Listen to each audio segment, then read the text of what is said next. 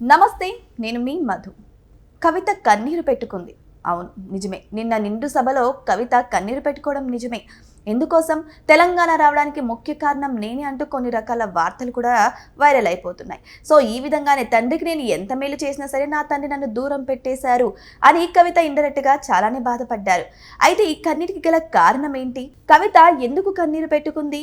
మరి ఈ వివాదం ఎక్కడి వరకు రీచ్ అవ్వగలుగుతుంది? మరి దీని గురించి తండ్రి అయినటువంటి కేసీఆర్ రియాక్ట్ అవ్వగలుగుతారా అనే విషయాల గురించి రోజు మనం తెలుసుకుందాం. ప్రస్తుతం మనతో పాటు ఉన్నారు senior journalist doctor Durga Vadlamani గారు. వారిని అడిగి మరిన్ని విషయాలను తెలుసుకుందాం.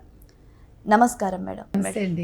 మేడం, చూసుకుంటే నిన్న నిండు సభలో మహిళ కన్నీరు పెట్టుకుందని చాలా మంది కూడా ఆవేదన వ్యక్తం చేశారు. అంటే కవిత గారు కన్నీళ్లు పెట్టుకున్నారు, తన తండ్రికి ఎంత మేలు చేసినా సరే ఆయన నన్ను కనీసం పట్టించుకోవడం లేదని ఆమె ఆవేదన అయితే వ్యక్తం చేశారు.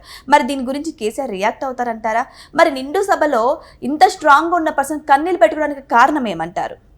నిజాలు పక్కన పెడితే అసలు నాకు కవిత ఎందుకు బాధపడ్డారో నాకు అర్థం కాలేదు, సిన్సియర్గా చెప్తున్నా. ఎందుకంటే కవిత ఏ రోజు బాధపడాలంటే తండ్రి ఓడిపోయాక నిన్న మాట్లాడిన మాటలన్నీ ఆ రోజు మాట్లాడి ఉండుంటే బాగుండేది.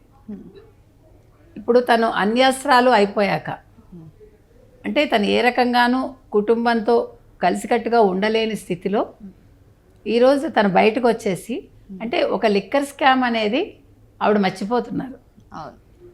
తండ్రికి చెప్పకుండా లిక్కర్ స్కామ్ చేసిందనే కదా ఆరోపణ. అందుకోసమే కదా కేసీఆర్ మాట్లాడలేదు. కేసీఆర్ క్షమించింది ఆ విషయంలోనే కదా. అదర్వైజ్ కవితకి ఎంత ఫ్రీ హ్యాండ్ ఇచ్చాడు ఆయన.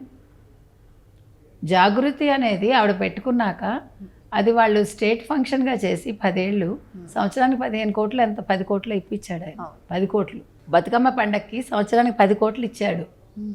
అంటే ఆ పండగ మంచిగా జరపడానికి ఇంత ఫ్రీ హ్యాండ్ ఇచ్చాక మరి కవిత ఎందుకు లిక్కర్ స్కామ్ చేశారు? నిన్న మీకు గుర్తుందో లేదో, ఆవిడ నేను మా కులదైవం లక్ష్మీ నరసింహస్వామి మీద ఒట్టేసి చెప్తున్నా, మా మధ్య ఆస్తి తగాదాలు కాదు, నా 2 పిల్లల మీద నేను ఒట్టేసి చెప్తున్నాను అంది ఆవిడ. అంటే దానికి నేను ఇక్కడ ఒక్క పాయింట్ మాత్రం చెప్తాను, ఏంటంటే కొడుకులను ఎందుకు మధ్యలో ఇక్కడ తీసుకురావటం, కొడుకుల మీద ఒట్టేయడం ఎందుకు? మీ కుల దైవం ఎవరైతే ఉన్నారో ఆయన మీద ఒట్టేశారో అంతవరకు ఓకే, అది మీ ఇది నమ్మకం. పిల్లల్ని తీసుకురావటం అనేది అసందర్భం, తప్పది నా ఉద్దేశంలో. రెండోది, నన్ను బీఆర్ఎస్ వాళ్ళు అడిగారు, ఓకేనండి మీరు చెప్పారు కదా మీ దైవం మీద మీరు ఒట్టు వేశారు కదా, అదేవిధంగా నేను లిక్కర్ స్కామ్లో లేను అని కూడా మీరు ఒట్టు వేయండి అని అడిగారు. మరి అది వేయాలిగా. అవును, వేయాలిగా. ఇప్పుడు నేను ఒకటి చెప్తానండి, మన ఆడవాళ్ళం కరెక్టే, అంటే మన ప్రతిసారి మన బలహీనలు అని ఒప్పుకుంటున్నామా మనం? నేను పురుషుడితో సమానంగా నేను ఉండాలి అనుకున్నప్పుడు మీరు ఇంకొంచెం వాళ్ళు 100% ఉంటే మనం 101 ఉండాలిగా. అవును, మానసికంగా ఒకటే కాదు, శారీరకంగా కూడా మనం దృఢంగా చేసుకోవాలి. శారీరకంగా దృఢంగా చేసుకునే క్రమంలో మీ మైండ్ని మీరు కంట్రోల్ చేసుకోవాలి. ఏడుపు ఎప్పుడు పరిష్కారం కాదు. సింపతి గెయిన్ చేసినందువల్ల ఏమొస్తుంది? ఇప్పుడు రేపు పొద్దున్న మీరు పార్టీ పెట్టాక మీకు ఏమైనా ఓట్లు వస్తాయా? కుటుంబాన్ని మీరు ఎందుకు బయట పెడతారు? నా ప్రశ్న అదొక్కటే. అన్నీ అనుభవించి ఇవాళ లక్షల కోట్లు అందరూ సంపాదించుకున్నాక తండ్రిని మీరు బ్లేమ్ చేశారు నిన్న. నాకు అది నచ్చలేదండి. నా వల్లే తెలంగాణ వచ్చిందని మీరు ఎలా చెప్తారు? కవిత వల్ల తెలంగాణ రావడం ఏంటి? తెలంగాణ రప్పించడంలో కేసీఆర్ కృషిలో మీరు బాగుపడ్డారు. మీరు బెదిరించి ఎంత డబ్బులు తీసుకున్నారు ఉద్యమం టైంలో ఆంధ్ర వాళ్ళ దగ్గర. ఇవాళ ఇప్పుడు బీజేపీతో మా నాన్న ఇదయ్యాడు అని అంటున్నారు మీరు, కానీ ఆ బీజేపీకి చేరుకోవడానికి కారణం కవితగా. కవిత బెయిల్ కోసం కదండి కేసీఆర్ దిగి రావాల్సి వచ్చింది. ఇక్కడే పీకలేని వాడు కేంద్రంలో ఏం పీకుతామని తండ్రిని మాట్లాడతాడు ఎవడైనా? తప్పు కదా. ఇది సంస్కారం కాదుగా, ఏ రాష్ట్ర సంస్కారమో కాదు. ఆడబిడ్డలు బాధపడడం అనేది తెలంగాణ సంస్కారం, తెలంగాణ సంస్కృతి అంటున్నారు నిన్న చాలామంది. తండ్రిని తిట్టడం కూడా సంస్కారమేనా? ఇవాళ తండ్రి బాధలో ఉన్నాడు. రాజకీయాలు అనేవి ఒక చదరంగ పాళీ లాంటివండి. అది పైకి వెళ్తారు, కిందకు వస్తారు, నిచ్చెన నుంచి పైకి వెళ్తారు, పావు నోట్లో పడి కిందకు వస్తారు. ప్లస్ కొన్నిసార్లు తీసుకునే నిర్ణయాలు చాలా తెలివి తక్కువగా ఉంటాయి, నష్టపోతారు. ఇక్కడ కేసీఆర్ ఏం చేసి ఉండాలంటే కూతుర్ని అసలు రాజకీయాల్లోకి రానివ్వకూడదు, కొడుకుని రాజకీయాల్లోకి రానివ్వకూడదు. ఫస్ట్ నుంచి హరీష్ రావే ఆయనతో ఉన్నాడు. అవును, హరీష్ రావుని ఒక్కడిని నమ్ముకుని ఉంటే ఈరోజు అసలు పార్టీకి ఈ పరిస్థితి రాదు, పార్టీ ఓడిపోయి ఉండదు. ఇవాళ ఈవిడ ట్రబుల్ షూటర్ కాదు హరీష్ రావు, బబుల్ షూటర్ అనదు, తర్వాత గుంట నక్క అనదు. ఇవాళ మళ్ళా ఫ్లోర్ లీడర్గా మీరు హరీష్ రావునే నియమించారు కేసీఆర్. నిన్న చూసారా ఫోన్ ట్యాపింగ్లో సుప్రీంకోర్టు కూడా హరీష్ రావు పేరు చేర్చనంది.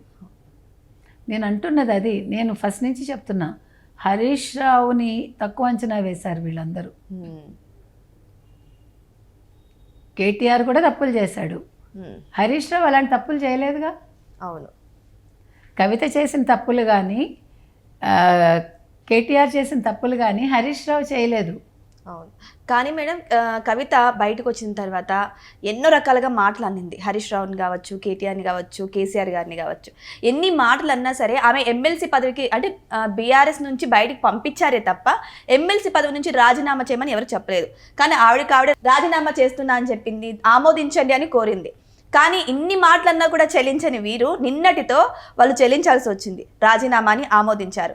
ఇప్పుడు ఆవిడ ప్లేస్లో ఇంకొకరు కూడా రావాలి కదా మేడం. ఇప్పుడు మళ్ళీ ఉప ఎన్నిక జరిగే అవకాశం ఉంది కదా? ఉప ఎన్నిక పిలుస్తారు, నోటిఫికేషన్ ఇస్తారు. నిన్న అప్పటికి కూడా ఆయన అడిగారు కదా మండల్ చైర్మన్, మీరు ఇంకోసారి ఆలోచించుకోండి అన్నారు. ఫర్దర్గా రాజకీయాల్లో ఉండకుండా ఆవిడ కేసీఆర్ కూతురుగా ఆవిడ వేరే ఏదైనా వ్యాపకం పెట్టుకుని ఉంటే బాగుండేది. నేను మళ్ళీ ముఖ్యమంత్రిని అవుతాను, నేనే ముఖ్యమంత్రిని, నేను ఒక పార్టీని ఫ్లోట్ చేస్తాను అంది చూడండి. సో ఆవిడకి రాజకీయంగా చాలా ఆస్పిరేషన్స్ ఉన్నాయని అర్థమవుతుంది. అంటే నేను తప్పని చెప్పట్లే, కానీ ఎట్ వాట్ కాస్ట్ అని అడుగుతున్నాను అంతే.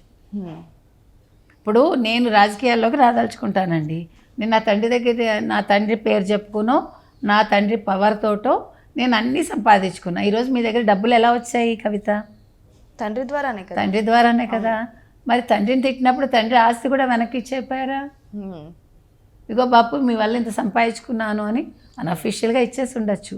మీరు ఎన్నికలకు ముందు లేదు ఈ ఉద్యమానికి ముందు మీరు ఎలాంటి కవితగా ఉన్నారో అద్దింట్లో ఉన్నారు కదా, అప్పుడు అలాంటి కవితగా మీరు మారి మీ తండ్రిని తిట్టి మా నాన్న వల్ల నేను చాలా నష్టపోయానని చెప్పుంటే ఇవాళ కవితని మీరు ఆదరించవచ్చు. అప్పుడు ఆవిడ పార్టీ పెట్టినా కూడా వచ్చే 10 మంది నిజాయితీగా వచ్చి ఉండేవాళ్ళు. మీకు నా పాయింట్ అర్థమైంది కదా? మరి అలా చేయకుండా మీరు ఆస్తి ఉంచుకున్నారు, మీరు మళ్ళీ రాజకీయంగా ప్లే చేయడానికి ముందుకెళ్తున్నారు. మీ తండ్రిని మీరు అణగదొక్కడానికి ప్రయత్నిస్తున్నారు. ఏ తెలంగాణ పేరు చెప్పి మీ నాన్నగారు ఈ పార్టీ పెట్టారో, మిమ్మల్ని అందరినీ చేరదీసి మీకు ఇంత అవకాశం కల్పించారు, ఆ తండ్రిని తిట్టడాన్ని మాత్రం నేను హర్షించనండి. ఏ రాజకీయవేత్త అయినా సరే, ఇప్పుడు నేనైనా సరే నా తండ్రిని తిట్టడం తప్పు ఆ సిచ్యువేషన్లో ఉండి. ఎందుకంటే మనకి జన్మనిచ్చే తల్లి అయితే కారకుడు తండ్రే కదా. ఈరోజు అసలు కవిత అనే ఆవిడ కల్వకుర్తి కవిత అంటే ఎవరికి తెలుసు? అంతకుముందు ఎవరికి తెలియదు. Because of KCR. అసలు కేసీఆర్ చేసిన తప్పిదం ఏంటంటే ఈరోజు కేసీఆర్ బాధపడచ్చు నాకు తెలిసి. ఫామ్ హౌస్లో కూర్చుని ఆయన ఏం బాధపడి ఉండొచ్చు అంటే, నేను అనవసరంగా చంద్రబాబు నాయుడు కాదనుకుని వచ్చాను, ఈ రాష్ట్రాన్ని తెచ్చాను, ఎందుకు ఇన్ని తంటాలు తెచ్చుకున్నానని అనుకుంటున్నాడేమో అనేది నా అభిప్రాయం. సో ఏదేమైనా సరే ఇప్పుడు కవిత చేసిన వ్యాఖ్యలు మాత్రం కీలకంగానే మారాయి. మరి నిజంగానే తండ్రి నుంచి బయటకు వచ్చిన కవిత కొత్తగా పార్టీ పెడతారా? మరి ముఖ్యమంత్రి హోదాలో నేను నిలుస్తానని చెప్పుకుంటున్నారు. ఇవన్నీ కూడా నిజాలు అవుతాయా లేదా అనేది వెయిట్ చేసి చూడాల్సిందే. Thank you so much. Thank you.